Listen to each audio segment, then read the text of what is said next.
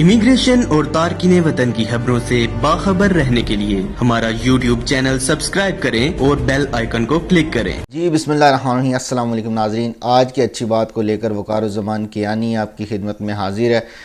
ناظرین، دیکھا یہ جاتا ہے کہ ہم مستقبل کو لے کر بڑا فکر مند رہتے ہیں اور ہم فیوچر کے بارے میں بہت زیادہ سوچتے ہیں، جس کی وجہ سے ہمارا جو حال رہتا ہے، جو ہمارا پریزنٹ ہے، اس کا جو ہے ہم اس کے لیے جو ہم اس کو برباد کر دیتے ہیں، اور اس جو اللہ تعالیٰ نے ہمیں بہت ساری نعمتیں دی ہوتی ہیں، ہم اس کا فائدہ نہیں اٹھا سکتے اور ہم اپنا فیوچر کو لے کر اپنا پریزنٹ ہم برباد کر دیتے ہیں۔ تو اس سلسلے میں ناظرین میں آپ کے لیے ایک چھوٹی سی سٹوری لے کر آیا ہوں۔ یہ سٹوری جاننے کے بعد، سننے کے بعد یقیناً آپ اپنی فیوچر کی جو مستقبل کی فکر اور سوچ ہے اس سے آپ آزاد ہو جائیں گے۔ ایک جو ہوتا ہے سیٹھ صاحب ہوتے ہیں، وہ اپنے اکاؤنٹنٹ کو بولتے ہیں کہ جو میری مال و دولت ہے، جو میرے پاس جتنی مال و دولت ہے، آپ اس کا حساب کتاب لگائیں اور مجھے بتائیں۔ جب اکاؤنٹنٹ ان کو ان کی دولت کا پورا حساب کتاب لگا کے ان کو بتاتا ہے، تو وہ ان کو بتاتا ہے کہ آپ کے پاس اتنی دولت ہے کہ آپ کی جو 7 پیڑھیاں ہیں وہ آرام سے لیٹ کے ملائی مار کے کھا کے زندگی اپنی گزار سکتی ہیں، جس کے بعد جو ہے نا سیٹھ صاحب بڑے فکر مند ہو جاتے ہیں کہ میری 7 جو نسلیں ہیں وہ تو آرام سے کھا لیں گی، لیکن میری 8ویں نسل کا کیا ہوگا؟ 8ویں نسل کہاں سے کھائے گی اور کیا کرے گی اور کیا نہیں کرے گی؟ جس کے بعد ان کا جو فیوچر، ان کی جو جتنی مال و دولت ہونے کے باوجود ان کو وہ بڑے فکر مند ہو جاتے ہیں اور وہ اپنی زندگی کو بڑے تنگ آ جاتے ہیں کہ میں کس طرح سے اس کو یہ پورا کروں گا۔ اس کے بعد وہ ایک بزرگ کے پاس چلے جاتے ہیں۔ بزرگ نے ان کو بتاتے ہیں کہ آپ کو میں آپ کے محلے میں، آپ کے گھر کے پاس ایک ایسی عورت ہیں، بڑھیاں ہیں، آپ ان کے پاس چلے جائیں، وہ آپ کو اس کا حل بتا دیں گے کہ کس طرح آپ ایسی دولت کما سکتے ہیں کہ جو 8ویں پیڑھی بھی ہے وہ بھی اچھی زندگی گزار سکتی ہے۔ جس پہ وہ بڑھیا کے پاس چلے جاتے ہیں،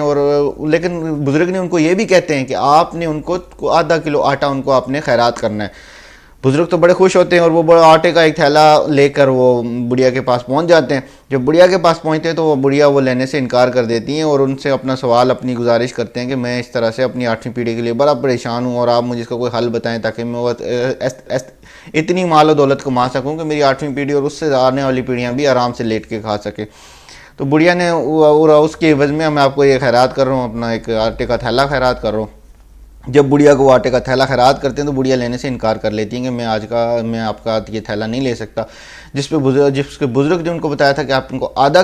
کے جی دے دیں، تو وہ اپنے آدھا کے جی ان کو وہ کہتے ہیں چلے ٹھیک ہے، آپ آدھا جو ہے یہ تھیلا لے لیں۔ جب انہوں نے آدھا تھیلا لینے سے بھی انکار کر دیا تو انہوں نے کہا چلیں ٹھیک ہے، آپ 1 کلو آٹا لے لیں۔ 1 کلو بھی انہوں نے انکار کر دیا۔ انہوں نے پھر کہا کہ چلیں آپ آدھا کے جی لے لیں، لیکن بڑھیا نے وہ بھی انکار کر دیا کہ بیٹا آج کا کھانا میں کھا چکی ہوں اور کل کے لیے میں فکر مند نہیں ہوں۔ جس کی یہ بات جب بڑھیا نے کہنی تھی تو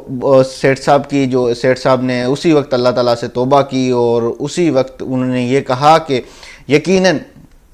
ہم اللہ پہ توکل کر کے، اللہ پہ یقین رکھ کے اپنی جو حال ہے، جو فیوچر ہے، خوشگوار زندگی گزار سکتے ہیں اور فیوچر کی فکریں ہیں ہم ان سے آزاد ہو سکتے ہیں۔